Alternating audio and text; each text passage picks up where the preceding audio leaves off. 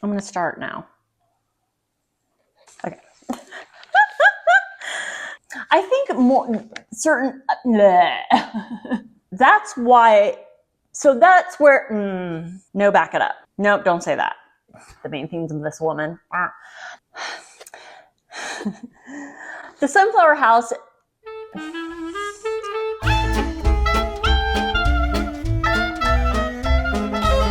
Hello and welcome to another video. My name is Heather and as always, I'm reading with a vengeance and I hope you are too. As you've likely figured out from the thumbnail, I'm here to talk to you about this year's Women's Prize for Fiction. If you have been here for a while, you know that it's like my favorite season of the year.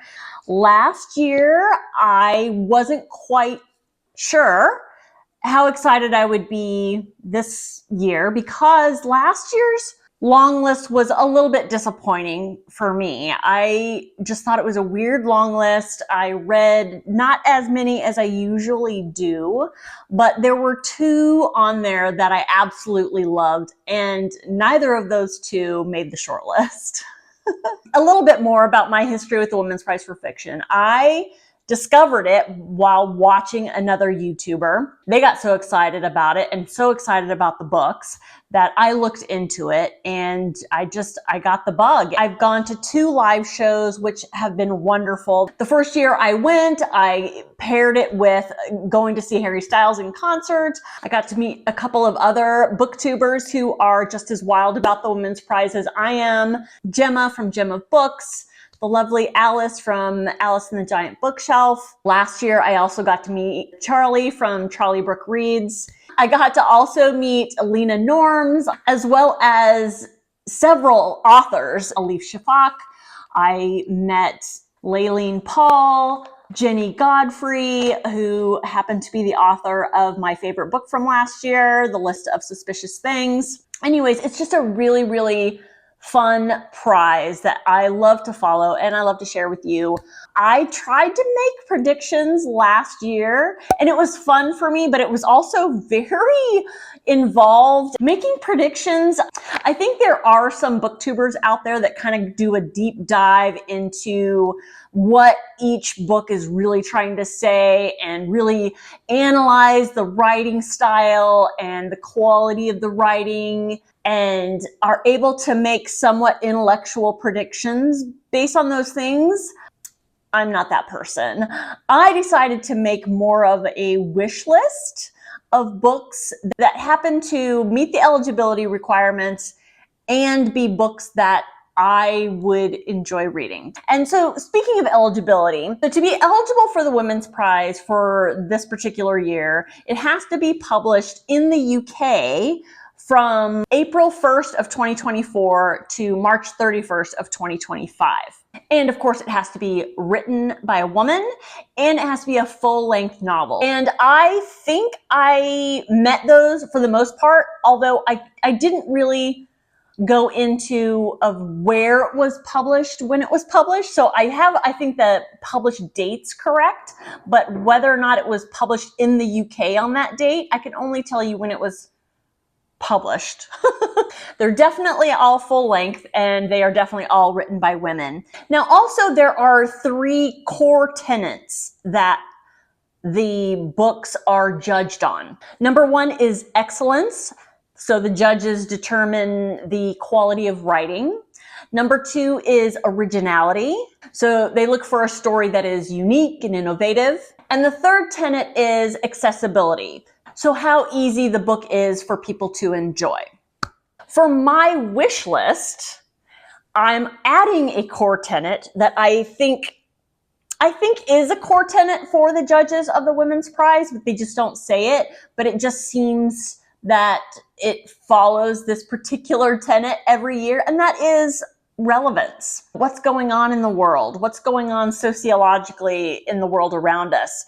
And does this story speak to those issues? So the only one of those that I can't really speak to is the excellence part of it, because I have not read any of these books. But they are all books that I want to read. So the story appeals to me. Actually, I take it back. I've actually read 3 of these books that I'm going to talk to you about. I just don't have the physical copies here. So I just want to be clear. This is not really predictions. This is more of a, wouldn't this be fun if some of these books were on the list this year? And yeah, and I have so many of them in my personal library. So win-win for this girl. And let's be honest, this is just another excuse for me to talk to you about books that maybe you have or have not heard about, or that you are interested in reading. And of course, that is what we are all here for, is to talk about the books. So let's get into it. I'm going to start with the first 3 on my wish list for the Women's Prize for Fiction 2025 long list. I've just realized that the first one I'm going to talk to you about probably won't be eligible, because I believe one of the eligibility requirements is that it must be written in English, like originally written in English. I could be wrong about that, but it doesn't matter. There's nothing official about this video. I'm going to talk about it anyways, because I think it would be a really interesting pick for this list. And the book I'm talking to you about is Clean by Alia Trabuco Zoran, and this is translated from the Spanish. And I read this a few months ago. I thought it was a really interesting look at power and class. And this really just follows a maid who is working for this couple and their child, and something happens to the child, and it's all from the point of view of the maid, and she is telling her story at a police station, but you don't know for the entire story if she's giving a witness statement or if she's confessing to something. I think the topics of power and class and the differences between the classes and how the different classes treat each other and behave around each other, I think that's always relevant.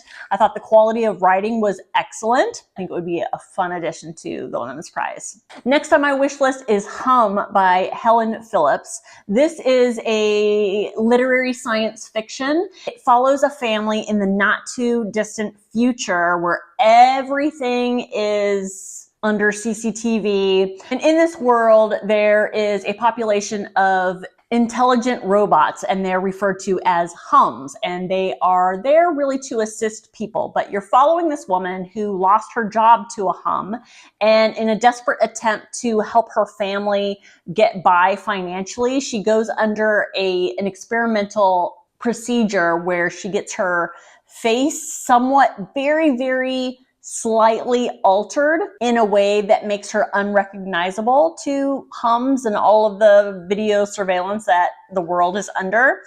And it follows her and the repercussions of this decision that she makes for her and her family. The next book I picked for the excellence of writing, it was on my list last year, is my top however many favorites. And the book I'm talking about is Beautiful Dreamers by Min Rose Gwyn. This is a story that follows a young girl by the name of Memory growing up in 1950s Mississippi as she navigates the complexities of family, identity, and social injustices. And it particularly focuses on Memory's mother's relationship with a gay man in a small conservative town, while also facing the disruption of a charismatic con man that enters the picture. I thought this was really beautifully written. I think it's a very unique story, but at the same time, a very familiar one. If my addition of this book on my top books of 2024 doesn't encourage you to read it, I really hope that my putting it on this wish list will. Absolutely beautiful book. All right, let's get to this elephant in the room here, this giant stack of books. We're just going to grab right off the top. The first one is Water Moon by Samantha Sato Yambao. I'm really sorry, Samantha. This one's got a little bit of everything. It's a little bit of fantasy, a little bit of magical realism, literary mystery. This one follows a woman who inherits a pawn shop, I believe in Tokyo. And it's a pawn shop that not everybody can find. But on the first day as the new owner of the pawn shop, she wakes up to find that the pawn shop has been ransacked, its most precious artifact has been stolen, and her father is missing. So the story follows her as she goes and looks for her father and this artifact. Oh, and by the way, this is a pawn shop where you can go and sell your regrets. If you know me, you know fantasy is not my go-to genre. In fact, I'm on the very cusp of breaking up with the idea of trying to find a fantasy that I like. but I'm not quite there yet. And who knows, maybe this is the one. What's next? This one is The Sunflower House by Adriana Allegri. The Sunflower House is historical fiction that takes place in Germany around the time of World War II. Obviously, I picked this for relevance. This one follows a young woman by the name of Alina. She is living in Germany right on the brink of World War II, and she is forced to work in a home where they are trying to breed the perfect Aryan generation of people. And Alina is faced with the heartbreaking neglect and suffering of the children in this home and what she does about it. I think it goes without saying that I look forward to reading all of these books, which is why I have physical copies of them in my library. I feel like I'm going to repeat myself when I say I'm really looking forward to reading this book. Now, the blurb on the back is a moving tribute to the power of ordinary people to resist and to overcome. Yeah, highly relevant story, I think. Next is a book by an author that I am very familiar with. I really love her stuff, and this is her latest one. That's more or less Maddy. This is contemporary fiction that deals with mental health, which I think is always relevant. This one follows Maddy. She's a young woman who is dealing with your normal struggles of being a freshman at a prestigious college, exams, living in a big city, trying to make ends meet, dealing with a breakup, all of them in and of themselves ordinary struggles that we have, but she starts to feel really overwhelmed and she gets put on antidepressants and she starts to level out, but then she has a manic episode and she is ultimately diagnosed with bipolar disorder. And so this story follows her having to adjust everything in her life and the relationships that she has to manage this diagnosis. If you've read anything by Lisa Genova, you know she handles illnesses very, very well, and she gives you a really insightful look at what it's like to either have this illness or to be somebody close to somebody who has this illness.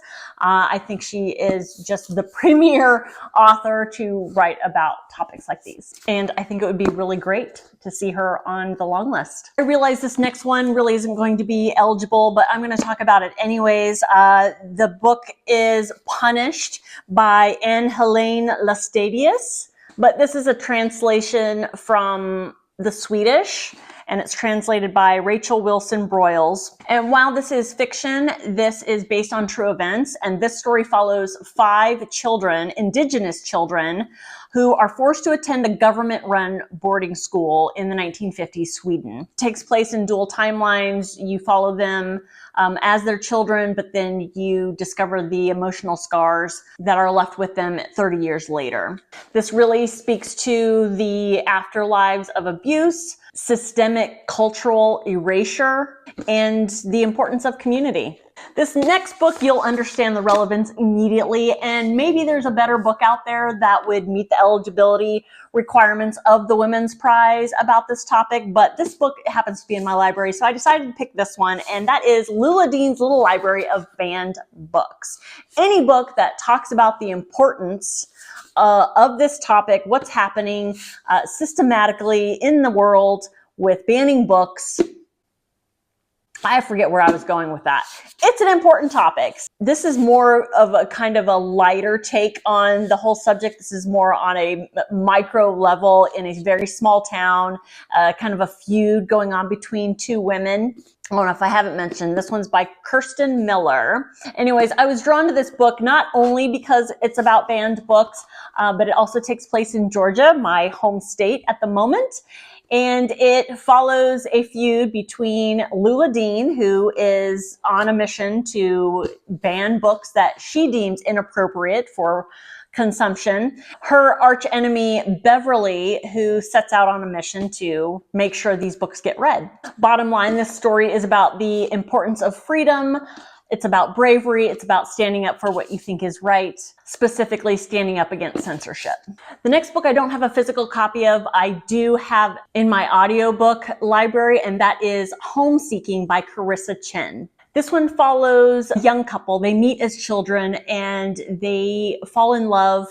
They develop a connection that lasts and spans over decades. This story follows them over 6 decades as they are separated early on in their relationship because of tumultuous events that happen in 20th century China. And it spans over these decades in multiple areas as they each experience war, famine, opportunity, and it takes them all over the world as they are each trying to get back to each other. This one explores the themes of love, of loss, of the enduring power of connection over time and through the challenges that we face in life. This one's a little bit more of a chunker. Yeah, this one's just over 500 pages, but so is Demon Copperhead. So I think this is going to be one of those really immersive reads, and I would just really love to see something like this on the list. Next on my wish list is The Borrowed Life of Frederick, Fife by Anna Johnston. When I saw this one and it said for readers who loved Remarkably Bright Creatures and A Man Called Ove, I'm like, well, yes, count me in. This also takes place in Australia, which is a tick mark of mine as well. This one follows an elderly man of Frederick, Fife, I'm gathering, and he is experiencing a string of really, really bad luck to the point where he is on the brink of homelessness.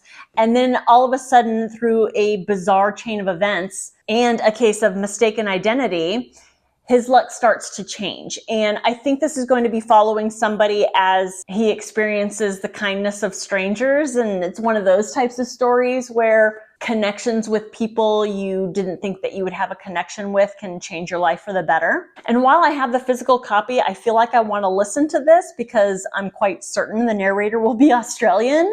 And for whatever reason, that just makes every story better for me. This next book I don't have a physical copy of with either. I have mentioned it on a previous video. I've been waiting for it on my Libby app, and that is Margo's Got Money Troubles by Ruthie Thorpe. This one follows a young woman, Margo, of course, who becomes pregnant after having an affair with her college professor, who I think doesn't want to have anything to do with the child.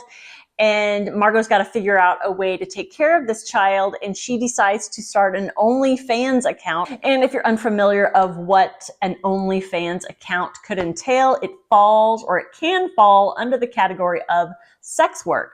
So this explores themes of female agency, motherhood, social expectations, financial struggles, and the complexities of having an online presence. Those are real, let me just tell you. I think it's going to be somewhat lighthearted, but also deal with really significant, important, relevant issues that are going to be super enjoyable as a reader, but also just really important. And I would love to see this book on the list. Love it. This next one's kind of a dark horse, even for my list, even for a wish list. This is like part Western, part horror, part thriller. It says The Historian Meets Under the Skin in this searingly provocative literary horror novel about one woman's determination to stay alive at any terrifying cost. The book I'm talking about is Old Soul by Susan Barker. I think if there's ever a cover for the Women's Prize for Fiction, it's this one. It follows two strangers, Jake and Mariko, in Osaka, Japan. They both miss a flight. They both discover that they've each lost someone, and that loss is connected to this same woman. And this particular woman, nobody has seen since. And for one reason or another, they start to follow traces that this mysterious woman has left behind from country to country, and talking to people who have also come into contact with this woman. The main themes of this story are free will, morality, predation. Like I said, it's a dark horse. I just thought it would be interesting to have something like this on the list. It just feels like a buzzworthy story. Yeah, that's all I got to say about this one. The next book I want to talk to you about is the last book I don't have a physical copy for, but I have mentioned this book in a previous video. And the book I'm talking about is Joe Nuthin's Guide to Life by Helen Fisher. This story follows a young neurodivergent man. He is mostly independent, but he gets through life through following the advice and words of wisdom that his mother has prepared for him in these notebooks. In this story, he unexpectedly builds a community and also ends up saving a friend in need, and it's all based on the advice of his mom in these notebooks. I think this is going to be one of those uplifting stories that always has a good place on the Women's Prize. Doesn't happen very often, but I think anything that has to do with neurodivergence and then also finding community has a good place on this list. Next book I hope to see on the Women's Prize this year is The Alternatives by Caroline Hughes. This is Irish literature. This follows 4 Irish sisters who now in their 30s lead disparate lives. They are all over the world. They all have PhDs. They're all single. They lost their parents at an early age, and they are still kind of dealing with that as an adult. What brings them back together again is their oldest sister, who happens to be a scientist that studies, I'm not exactly sure about the science, but she is very aware of the fact that the earth is circling the drain. I believe her disappearance has something to do with that. Anyways, the disappearance of their older sister brings the other 3 sisters together, searching for her in the Irish countryside. Meanwhile, they're getting to know each other again. They are picking through the pieces of their fractured past. The themes that this book explores: grief, family, the challenges of just being a human being in an ever-changing world right now. I don't know why I haven't read this one yet. I feel like making this video, I'm also creating my TBR for March, April, and May. Fingers crossed. This next one I picked for a myriad of reasons. I think relevance is the bottom line with this one. I would have to say also that I think this is, not that this means anything, but the lowest average rating on Goodreads. And I just find it really difficult to believe why that would be. The premise sounds so interesting and so relevant and intriguing. Anyways, the book I'm talking about is The Limits by Nell Freudenberger. This one follows a young girl. Her name is Pia. She lives with her mom, who is a scientist, like I think an ecologist in French Polynesia, and she's studying like the coral reefs and how they're being destroyed by the minute. And she's so concerned about her daughter, who is I think 16 years old, the state of things where they are on this tiny volcanic island, that she sends her to live with her father in Manhattan, where he is a cardiologist living with his new wife, Kate. And Kate is a school teacher who is struggling with, I think, trying to become a mother, and then all of a sudden she becomes an instant mom to the 16-year-old stepdaughter of hers. And Kate also has like a relationship with one of her 16-year-old students who is caring for a toddler who is her nephew. And all of this is going on with the backdrop of COVID-19. And so this is a story that I think the themes are class, race, privilege, and the complexities of different types of families. And then, of course, there's COVID-19. I think this will be a very interesting read. I think this is a story about connection, but I think it's a story about choosing connection and how it is a choice we make. We can either choose to be lonely, and not all the time. Sometimes it just happens, but sometimes we can either choose to be lonely, or we have to make that choice of connecting with community and people around us. And that's not always an easy choice. You would think it would be easy, but sometimes it's just not. So I think this is going to be very interesting, and I would love to see this on the list. Next up is, I think, a book that is begging to be on the long list for the Women's Prize. This one's called Confessions by Catherine Airy. This is literary / historical fiction. It takes place over multiple timelines, I think 3 specific timelines, and you're following 3 sets of characters and how they all get interwoven together in the same story. The thing that popped out at me at first is it says it's for fans of The Goldfinch and Tomorrow and Tomorrow and Tomorrow. That sounds like an interesting mix. We have 3 generations of women from New York to rural Ireland and back again.